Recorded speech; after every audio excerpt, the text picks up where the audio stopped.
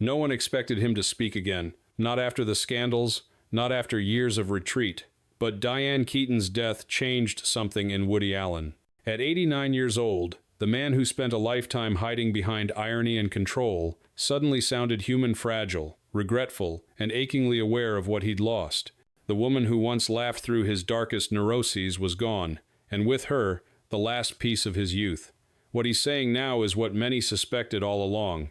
It began in 1969, not on a film set, but on a Broadway stage. Woody Allen was auditioning for Play It Again, Sam, at the Morosco Theater in New York. He was 33, famous for his wit, but still awkward with women. Then Diane Keaton walked in. She was 23, eccentric, striking in an unpolished way, wearing mismatched clothes that didn't belong on any stage, and that was exactly why he couldn't look away. He would later write that he questioned his sanity that day. Was it possible, he wondered, to fall in love so quickly? She wasn't like anyone he'd met, too open, too spontaneous, too uninterested in the intellectual games that defined his world. She read, made the room laugh, and got the part on the spot. Within weeks, they were inseparable. Within months, she'd moved in. Their love was a bundle of contradictions. He was the neurotic Brooklyn intellectual. She was the freewheeling California spirit who made chaos look elegant. He adored what he didn't understand in her honesty, her refusal to perform for anyone. And that same freedom terrified him. He began directing off camera what to wear, what to read, what to think. She pushed back gently but firmly. Correct her grammar? She'd repeat the wrong word with a grin. Recommend a book? She'd come home with photography magazines. Ask her to tone down her outfits? She'd dial them up. That soft, unbreakable rebellion made him love her more, and made the end inevitable. By 1972, Diane took the role that changed her. Life. Kay Adams in The Godfather. Woody brushed it off. At first a gangster movie, not her lane, he said. She went anyway. When she returned, she was different. She'd worked with Francis Ford Coppola, Al Pacino, Marlon Brando, the world's greats. She was no longer his project. She was her own person. For Woody Allen, control meant safety. Losing control meant a broken heart. By the end of that year, they split. Neither ever forgot it. 5 years after the breakup, he did what only a filmmaker like him could. He turned heartbreak into cinema. In 1977, Annie Hall premiered. It wasn't just inspired by Diane Keaton, it was Diane Keaton. Annie was her real nickname. Hall was her birth surname. Those vests, men's shirts, loose ties, they came straight from her closet. Allen didn't merely write a character, he built the movie around her. The awkward conversations, long walks, messy unraveling, all drawn from life. The film became his masterpiece. For Diane, it was more personal. She relived a love that had already broken her heart, scene by scene, line by line, under the direction of the man who caused it. Audiences saw a love story that felt alive, witty, tender, devastatingly true. Few realized they were watching two people process the past in real time. On screen, it ends with a graceful goodbye. Real life wasn't that tidy. The breakup had been muddled and painful. He had rewritten the wreckage into art, regret into poetry. That year, Annie Hall won Best Picture. Woody Allen won Best Director. Diane Keaton won the Oscar for Best Actress. She looked radiant on stage, but friends said she trembled. It was the most beautiful and most painful victory of her life. Later, Woody admitted Annie Hall wasn't a love letter. It was an exorcism to understand why they failed, to get her out of his system. It didn't work. Some ghosts don't leave after the credits. Diane Keaton was his ghost, the woman who laughed too loud, lived too freely, and never looked back. After Annie Hall, the romance was over, but he couldn't let go. He cast her again a year later in Interiors, then in Manhattan.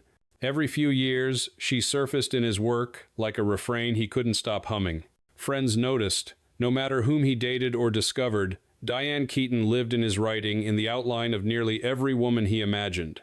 By the 1,980 seconds, Keaton had become a star in her own right. Reds, Baby Boom, Father of the Bride, while Woody's name was linked to brilliance and controversy. Still, they stayed quietly in touch.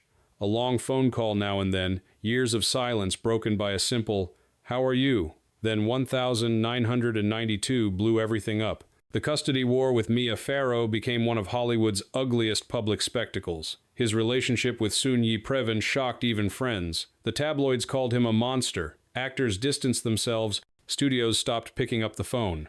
and yet one person didn't leave. When he Ford Mass made Manhattan Murder Mystery in 1993, he called Diane. She wasn't slated to be in it, Mia had been. Diane stepped in at the last minute. Working together after 20 years felt like reopening a sealed box. But it fit. The chemistry, timing, unspoken understanding, it was all still there. That movie became their quiet reunion, not romantic, but deeply human. Two people who'd seen each other at their best and worst, standing side by side again. He later admitted casting her saved him professionally and emotionally. She didn't see herself as his defender. She saw a friend sinking and refused to let him drown. What they built afterward wasn't love, and it wasn't nostalgia. It was rarer, a lifelong connection neither could name but both needed. By the late 2000s, Woody Allen was among Hollywood's most polarizing figures. The Me Too era reignited old accusations. Dylan Farrow's claims returned to the center. Festivals backed away. Streamers canceled deals. The man who defined an era of filmmaking was being erased from it. Through that storm, one voice stayed. In January 2018, Diane Keaton posted 13 words. Woody Allen is my friend and I continue to believe him. She linked a 199260 minutes interview and wrote, "It might be of interest to take a look and see what you think." Those sentences cost her more than most realized. Directors stopped calling. Roles evaporated. Colleagues turned their backs. Social media tore her apart. She didn't delete the tweet, didn't clarify, didn't apologize. It wasn't impulsive. It was loyalty forged over 50 years of knowing someone beyond headlines. She believed me when no one else would, he reportedly told a friend. She stood by me when it cost her everything. I didn't ask her to. She just did. They spoke occasionally, short calls, terse texts. He'd thank her after each defense. It wasn't romance, not even traditional friendship. It was an unspoken pact between two people who had survived each other, and now, the world. In 2023, she doubled down. I'm proud, she said. I'm proud beyond measure of the work we did. The backlash flared again. She didn't flinch. By 2025, both were living quietly, far from the noise. Diane Keaton's public appearances had grown rare. She skipped interviews, canceled events, and looked noticeably frailer in recent photos. Friends suspected health trouble. She said nothing. Even her oldest confidants didn't know. Then, on October 11th, 2025, the news. Diane Keaton was dead at 79. The cause wasn't disclosed, only that it was sudden. Hollywood fell silent. No one was more shaken than Woody Allen. When people reached out to his circle, a source said, "He is extremely distraught and surprised. He didn't know she was ill." Nobody did. He attended the small private funeral in Los Angeles, moving slowly, looking older than ever. In his hands was a framed photo of the two of them laughing on the set of Play It. Again, Sam in 1970. Witnesses said he couldn't stop crying. 2 days later, on October 13th, he did something he hadn't done in decades. He wrote publicly about love. In a rare essay for the Free Press, he remembered her, the audition, the laughter, the beauty. "When we first met," he wrote, "I thought she was so charming, so beautiful, so magical that I questioned my sanity. Was it possible to fall in love so quickly?" He called her a genius, a natural comedian, a woman of impeccable judgment who shaped his art and his life. And then came the regret. "We had a few great personal years together," he wrote, "and finally we both moved on. Why we parted, only God and Freud might know." In private, he went further than ever. Those close to him say he admitted something he'd never said aloud. He hadn't just loved Diane Keaton, he'd tried to own her.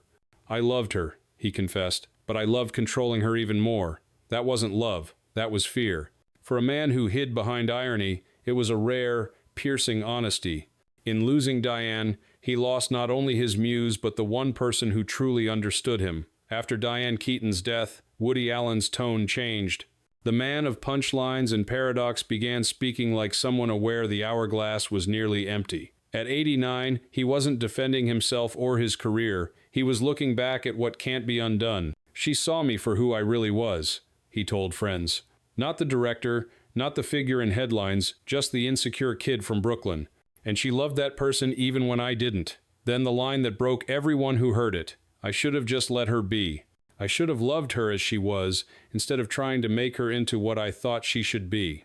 He revealed what many suspected Annie Hall was, his apology. He acknowledged she gave him everything, the film, the credibility, the heartbeat of his work. "Without her," he said, "I was just Another neurotic man making comedies about neurotic people.